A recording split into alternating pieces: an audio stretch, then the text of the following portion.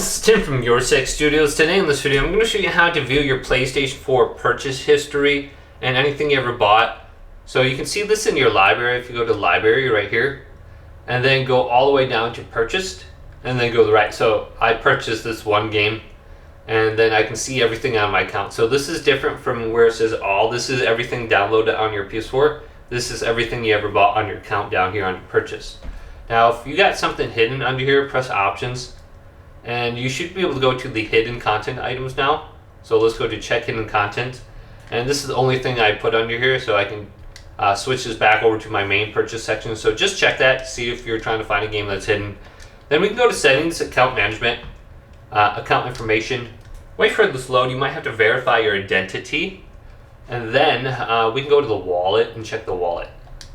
And we can go to transaction history now. And if we bought anything on our PlayStation, we should be able to view this on here. So you can go to the website and view your transaction history right there, and you should be good to go. Now, I got nothing on here.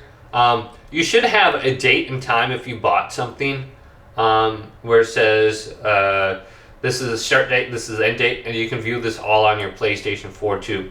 I don't have anything on my PlayStation transaction history right now, so it's not really showing up. So hopefully this video did indeed help you out. If it did, leave it a big thumbs up. And subscribe to my channel down below for more tech out videos coming up next on Your Six Studios.